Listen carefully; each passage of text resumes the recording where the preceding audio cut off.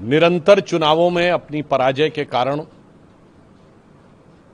Congress party आज न सिर्फ मानसिक हताशा के दौर से गुजर रही है, परंतु उसी के साथ एक बहुत खतरनाक षड्यंत्र का हिस्सा होती जा रही है।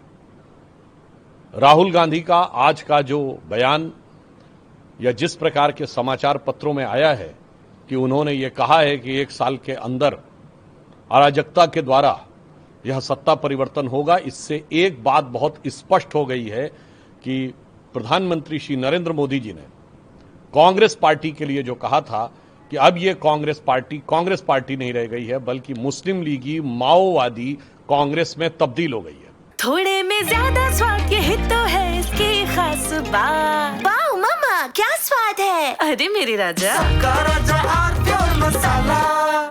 हाल में संपन्न विधानसभा चुनावों में केरल में मुस्लिम लीग के साथ गठबंधन करके सत्ता में आने वाली कांग्रेस और असम में, यह हम नहीं कह रहे, बदरुद्दीन अजमल ने कहा कि कांग्रेस मुस्लिम लीग बन गई है। यानी मुस्लिम लीग का जो स्टैंप है कांग्रेस पे, यह सिर्फ भारतीय जनता पार्टी नहीं बल्कि अन्य लोग भी स्पष्ट रूप से बता रहे हैं। और अब अराजकता के द्वारा सत्ता परिवर्तन का यह जो दुष्प्रयास है, यह दर्शाता है कि अब वो माओवादी हिंसक अराजक राजनीति की तरफ आगे बढ़ रहे हैं। इसलिए हम ये कह सकते हैं कि इस बयान के द्वारा जो प्रधानमंत्री जी ने कहा था कि कांग्रेस मुस्लिम लीगी माओवादी कांग्रेस हो गई है, वो अब पूरी तरीके से साफ हो गया है। मात्र कुछ दिन पहले प्रधानमंत्री और गृह मंत्री जी के लिए गद्दार शब्द का प्रयोग करने वाले राहुल गांधी जी, उनके खुद के मुंह से जो चीजें निकली हैं, अब देश के हर खुददार नागरिक को समझ में आ रहा है कि असली गद्दार कौन है। और आज जिस प्रकार के खतरनाक विषबेल भारत के अंदर और भारत की बढ़ती प्रगति को रोकने के लिए फैलाई जा रही है, और ऐसा स्पष्ट रूप से प्रतीत हो रहा है कि कांग्रेस पार्टी उसका हिस्सा बनती जा रही है। मेरा कांग्रेस से सीधा सवाल है कि आप ये सब कुछ विदेशी शक्तियों के साथ गठबंधन में कर रहे हैं, जान के कर रहे हैं, या अनजाने में आप उनके हथियार बन रहे हैं। इसलिए मैं देश की जनता से कहना चाहूंगा कि कहनी है एक बात मुझे इस देश के पहरेदारों से, संभल के रहना अपने घर में छिपे हुए गद्दारों से।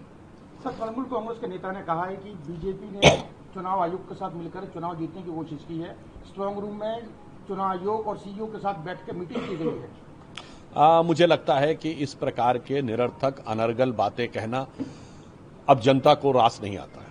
मैं उन्हें बताना चाहता हूं, 2011 के चुनाव में, विधानसभा चुनाव बंगाल, हम एक अप्रासंगिक दल थे। 2016 3 सीटें 10% वोट, 2021 मुख्य विपक्षी दल 77 सीटें 38% वोट, और 2026 46% के आसपास वोट और 200 सीटें। तो लगभग नगण्य वोट से 10% वोट, 38% वोट, 46% वोट। ये तो साफ दिखाई पड़ रहा है कि ये चीजें नैसर्गिक रूप से बढ़ते हुए जनाधार के कारण हुई। और मैं ये भी कहना चाहूंगा तृणमूल कांग्रेस से कि आपको लग रहा है कि स्ट्रांग रूम में क्या था, एक्चुअली में अपने आप ने सारा रूम उठाकर कहीं और रख दिया था, वो घुसपैठियों के हाथ में रख दिया था और जनता को यह समझ में आ गया। इसलिए आज तृणमूल कांग्रेस अपनी नीतियों के कारण, भारतीय जनता पार्टी के कार्यकर्ताओं की मेहनत के कारण, प्रधानमंत्री जी की लोकप्रियता के कारण और इस कारण से बंगाल की जनता में आए नए जागरण के कारण यह अभूतपूर्व परिवर्तन हुआ है। यदि इस ऐतिहासिक परिवर्तन को तृणमूल नहीं समझना चाहती तो वो स्वयं इतिहास का पात्र हो जाएगी। अरे श्रीमती जी, कुछ तो सस्ता लो। नहीं श्रीमान जी, सब बढ़िया लो। इसमें क्या खास बात है। थोड़े में ज्यादा स्वाद ये तो है इसकी खास बात। क्या स्वाद है। अरे मेरे राजा, मसाला।